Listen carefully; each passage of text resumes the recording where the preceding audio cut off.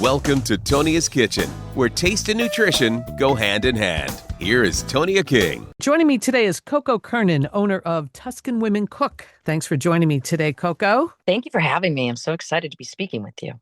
Let's talk about Tuscan Women Cooks. What's it all about?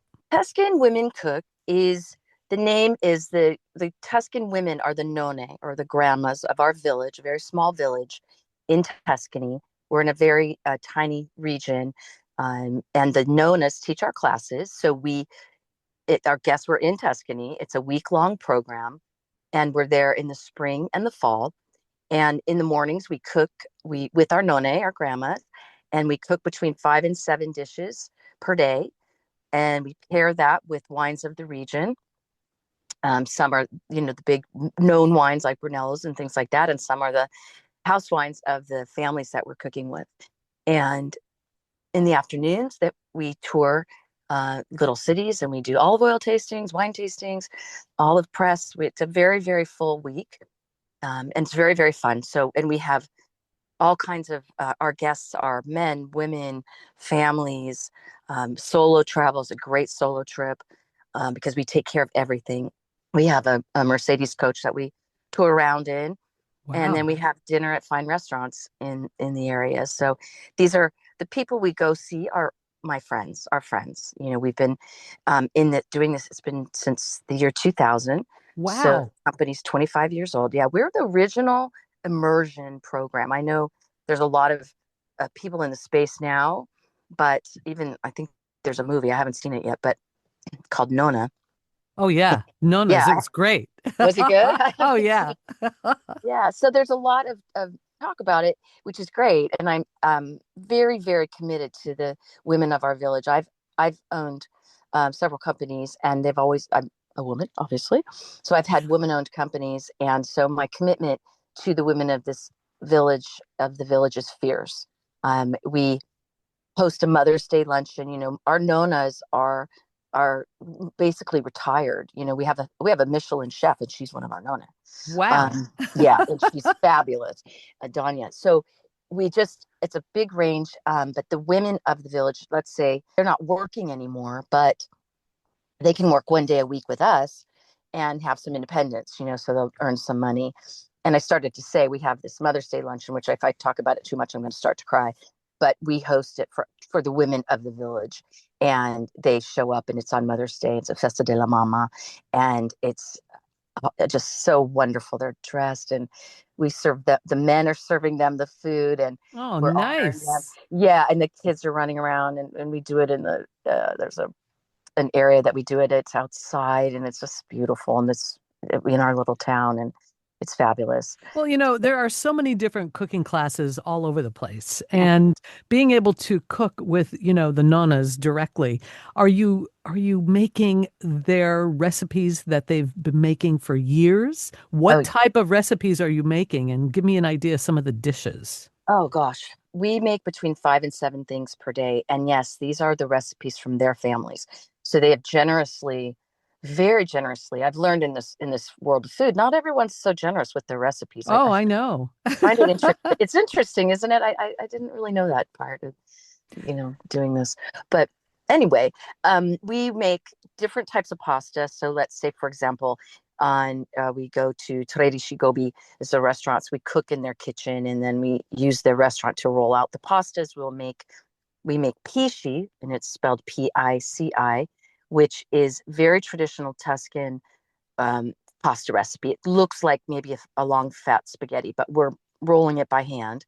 And pici, as in Tuscany, pici is very traditional because Tuscan was a very poor region. They wouldn't even use eggs in their pasta with the flour because they had to sell their eggs. So we make pici because it's traditional, and all the nonne make it for their families too. And so we roll pici, we'll make a pappardelle, we make gnocchi, we make so many things. We make chicken diavolo, we make we just, I guess, I don't know, tiramisu, we make pasta al forno, which is lasagna as we know it. And the recipes and the outcome and the dishes that come from these recipes are one of the things is the restraint that I think that the Italians use, good cooks Say, for example, the pastel forno's lasagna.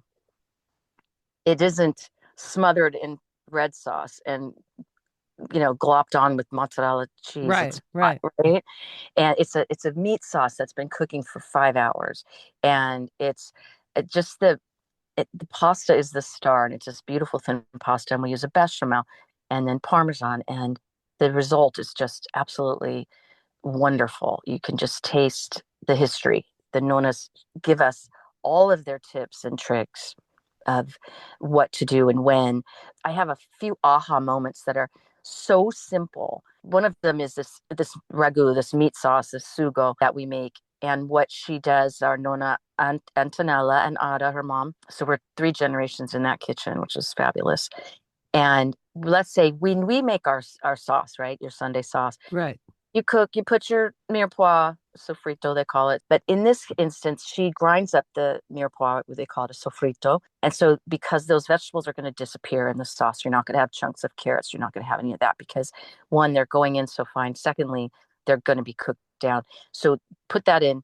Then the meat goes in, and it's a 3-to-1 pork to beef. So now you've just got your vegetables and the meat with some olive oil. You let that cook for a solid hour.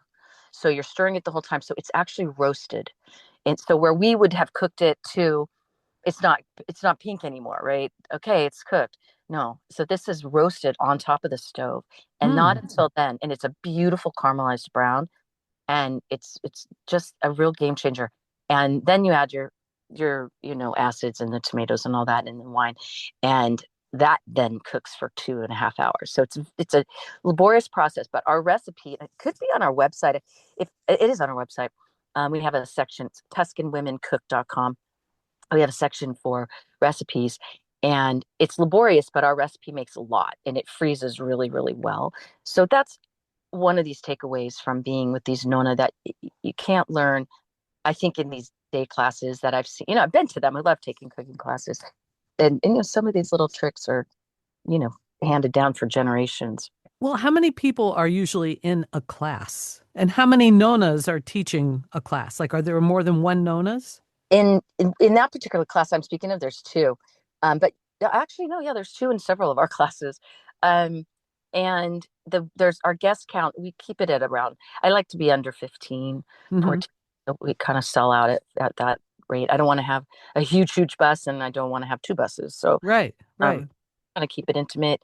So it's a really fun thing. And then what happens is when people go home, this just happened this morning actually, people go home and they make the recipes, and we encourage them to send us the photos, and we give them to the nonne.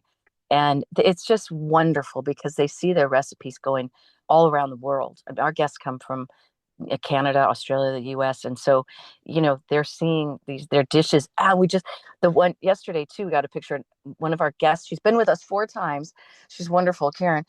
And it's a picture of her 10-year-old grandson wearing our apron, and he was rolling his own pasta.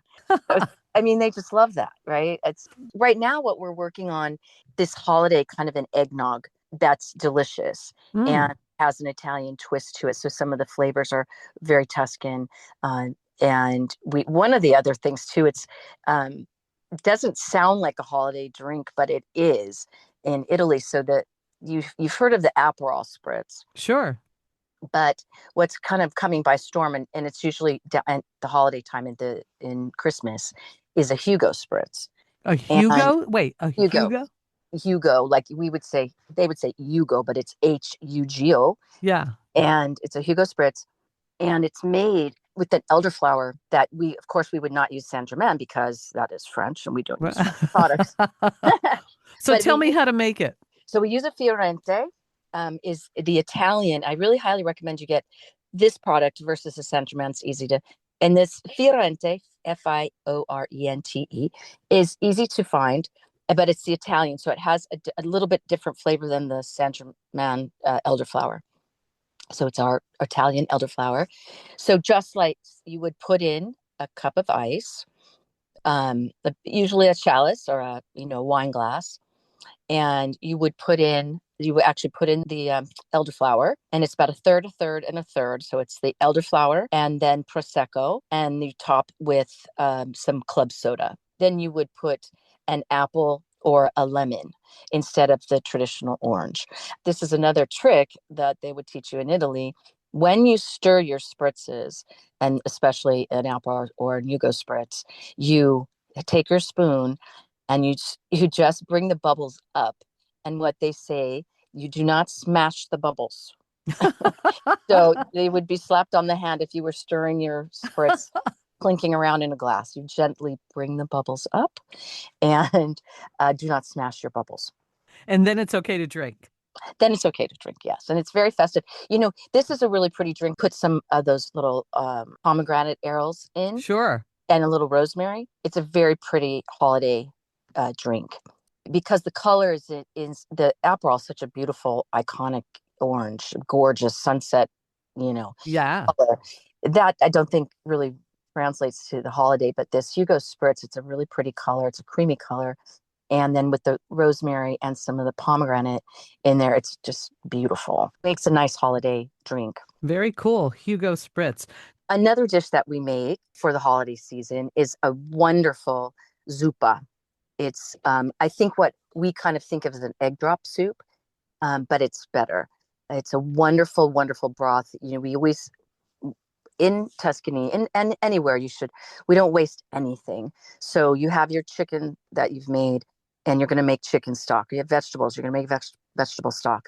And so nothing goes to waste. And this zuppa is a stracciatella, which means kind of shaggy, right? Like even the ice cream has the stracciatella means kind of, it translates loosely to shaggy. And so this soup, it's a wonderful, you can use a vegetarian base or you can use a chicken broth base or other bone broths. And the broth is the star and you get that going. And then you take in a separate bowl an egg and mix it with some parm. And then you put it in the hot broth and it creates this stracciatella, this shaggy, the eggs cook in the hot broth and it creates, the eggs get shaggy. They're a stracciatella. Yeah. And it's absolutely delicious. I actually make it when I get to Italy, I make it. And it First sounds thing so I do, simple. it's so simple, and I put it in the freezer. So if anybody gets sick, I mean, it's the Italian penicillin, Yes. right? And it works. Yeah. It works. And so I make it immediately. And if anybody gets sick, I put it in little bags and here you go. Drink this. Take it now. So that's another recipe that's on our website. And there's lots of recipes on our website. We have a beautiful tiramisu that you can do. It's a strawberry tiramisu that is, I'm trying to think that things that can be festive for the table that aren't just, Right. normal colors. Right. Something that would translate well. We did a really pretty, this won't be up until just give it a minute, but you make with the mozzarella, the balls of the ciliegie, the mozzarella balls and some rosemary, and you put them, and the little tomato halves, and you make a Christmas tree, like a caprese Christmas tree. Ah. So it's a really pretty thing you can bring to people's homes as well that travels really Yeah, and well. it's a good appetizer, really quick. Yeah, really quick and easy, and it's just fun and so many things. The again, what I think the biggest takeaway and what our guests tell us is the simplicity, but how wonderful these recipes are. Simple because they had to be simple, and so Yes. they Yeah. had to, even olive oil, sometimes they're not using, today we do, but like then almost every family, this is actually kind of funny. Every family has some olives and some grapes, and they make their own. But let's say you're just on a small house, when you have your little yard, but you're making your own olive oil and you're making your own wine. But if you're on a small property, you can't not mass produce, but you can't Right. make quantities. Right. There's these cooperatives and they take theirs and they'll, then if everybody comes together, then you can have enough olive oil to take home to your family and enough wine to take home to your family and give out some too. So it's a big cooperative. What's really funny about it though is the history goes back so far. This where we are is, the church was built in 1100. So, Oh, gosh. right. And then the new church was built in 1400. Oh, So gosh. Isn't that the amazing? it's incredible. But the cooperatives are funny because these family histories go back. So I laugh because the kind of the head of the commune, that's one running this cooperative, is like running NATO because or United Nations because these families are like, no, we haven't spoken to that family for 500 years. Oh, So we my can't mix gosh. our olives and our grapes with them. It's funny. And some of it's, tongue in cheek, but some of it isn't. Folks that are real foodies that love to cook and love to learn more about Italian cuisine would really enjoy checking out what you do. Tell us what your website is. The website is TuscanWomenCook.com. People who come to us mostly have been to the big three, right? They've been to Rome, Venice, Florence. Right. And then now they're ready to kind of really drill in. And we really just cook in the morning. So the cooking and then the eating, eating is a big part of it because Yeah. our dinners are beautiful too. And we just cook. We have it's very important to me that we're not repeating a lot of things. So it's kind of a Tetris of which Nonna wants to make what. And, I'm never going to tell a Nonna what not to make or what to make ever. Right. Right. So, Right. anyway, so, and then to what we have for dinner, I really want to try to get, they're not repetitive things because in Tuscany, there's only a few foods there and they serve it at all of the restaurants. So you're going to get the cinghiale, which is the wild boar. You're going to get pisci. You're going to have platter of the, like what everyone's doing now, charcuterie, but, you're with the meats and cheeses. And so we try really hard to introduce something new every class. And so you're making 30 more dishes during the week and eating them.